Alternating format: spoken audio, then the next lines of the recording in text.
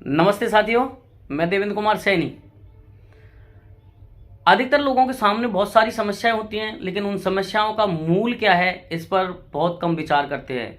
साथियों, हमारी require income minus present income बराबर, यदि हमारी रिक्वायर इनकम बच जाती है तो वही हमारी समस्याओं का मूल है। इसे दूसरे शब्दों में आप समझ सकते हैं, हमारे को हर महीने कितने रकम की ज़रूरत है और हम कितना कमा पा रहे हैं। यदि कमाने हम कम हैं और हमारी ज़रूरतें ज़्यादा हैं तो समझिए साथियों, वही हमारी सभी समस्याओं का मूल है। इसे हम दूसरे शब्दों में और समझ सकते हैं, जैसे मेरी रिक्वायर इनकम 70,000 रुपया है और प्रेजेंट इनकम मेरी 50,000 रुपया है, तो बराबर 20,000 मेरी रिक्वायर इनकम बच गई, तो यही 20,000 मेरी प्रॉब्लम है। साथियों, क्या आपकी प्रेजेंट इनकम रिक्वायर इनकम के बराबर है? तो आप खुद सोचिए, क्या आपका खाद्य सामग्री, वस्त्र गुणवत्तापूर्ण है? आपका स्वास्थ्य, आपकी शिक्षा, आधुनिक सुख सुविधाओं का उपभोग आप कर पा रहे हैं? यदि कर पा रहे हैं तो आप सही हैं, यदि नहीं कर पा रहे हैं तो समझ लीजिए आपकी रिक्वायर इनकम अधिक है और आपकी प्रेजेंट इनकम कम है। साथियों, प्रेजेंट इनकम कम होने पर व्यक्ति कंप्रोमाइज़ करना शुरू करता है। साथियों, मैं एक उदाहरण से बताता हूं आपको। जैसे कोई व्यक्ति के पास रिक्वायर इनकम अधिक है और प्रेजेंट इनकम कम है, तो वह सबसे पहले अपनी खाद्य सामग्रियों पर कंप्रोमाइज़ करता है। वो उनकी गुणवत्ता के बजाय उनके कीमत पर ध्यान देना शुरू कर देता है और मार्केट से जो जो भी खाद्य सामग्री लाता है वह क्वालिटी की नहीं, कम कीमत की लेकर आता है। और साथियों, कम कीमत की गुणवत्ताहीन खाद्य सामग्रियां हमारे शरीर को धीरे धीरे डैमेज डैमेज डैमेज डैमेज करती चली जाती है और एक दिन ऐसा आ जाता है साथियों कि हमारे शरीर के अंदर कई सारी बीमारियां पनप जाती है। और उन बीमारियों का इलाज कराने के लिए साथियों, हम हमारे द्वारा गुणवत्ताहीन खाद्य सामग्रियों को खरीदने में जो धन बचाया था उसका 10 से 100 गुना तक शरीर को ठीक कराने में लगा देते हैं।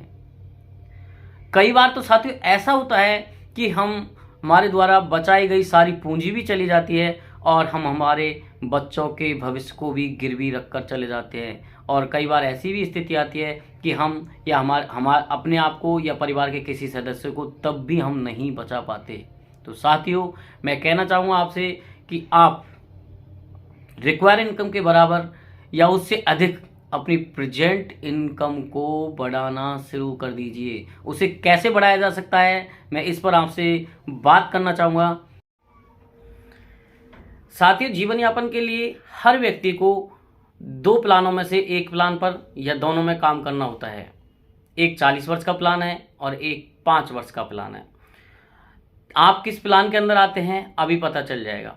40 वर्ष के प्लान में एम्प्लॉय और सेल्फ एम्प्लॉय आते हैं। एम्प्लॉय वे लोग जो गवर्नमेंट कर्मचारी हैं या प्राइवेट सेक्टर के कर्मचारी हैं। सेल्फ एम्प्लॉय जैसे डॉक्टर है, वकील है, इंजीनियर है, दुकानदार है, कृषक है, ऐसे सभी लोग जो जब जब वर्क करते हैं तब तब घर में पैसा आता है, वे सब के सब 40 वर्ष के प्लान में आते हैं। साथियों, इसे 40 वर्ष का प्लान क्यों कहा जाता है?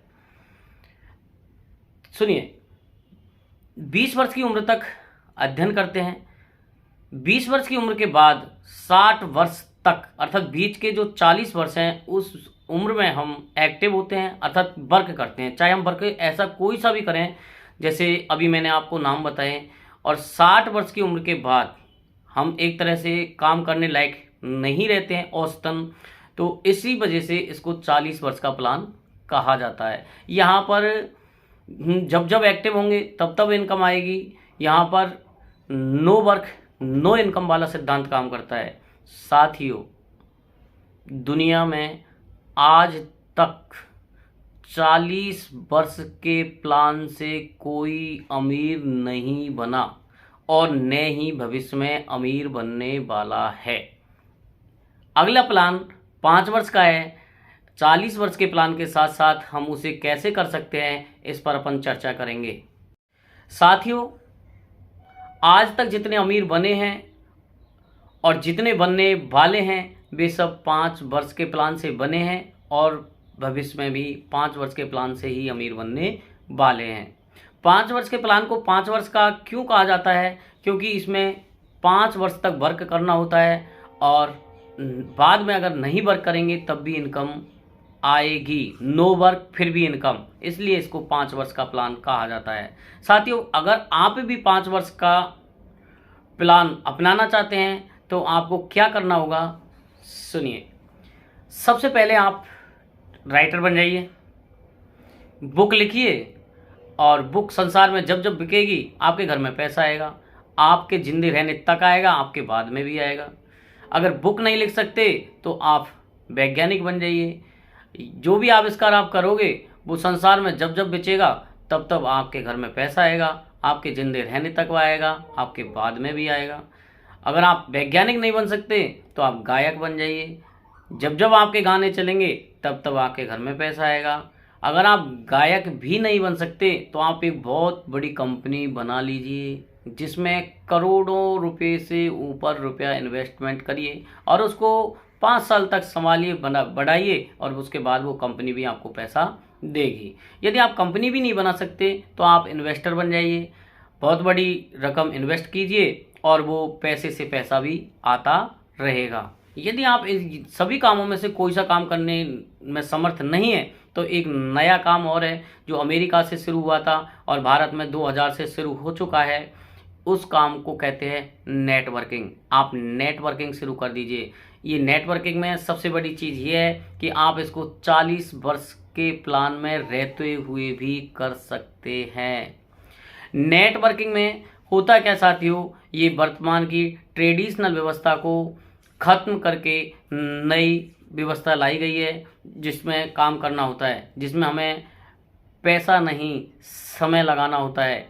और साथियों, यदि आप समय लगाते हैं, अपना नेटवर्क तैयार करते हैं तो वो नेटवर्क आपको समय और धन दोनों चीज़ें देता रहेगा।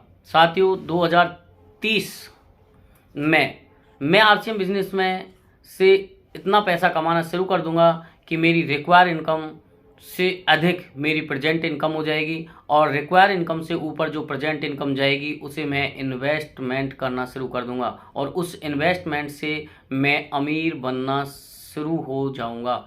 यदि आप भी नेटवर्किंग करना चाहते हैं और उसके बारे में जानना चाहते हैं तो डायल करिए नंबर 8851886879 और मुझसे बात करिए और जानकारी लीजिए।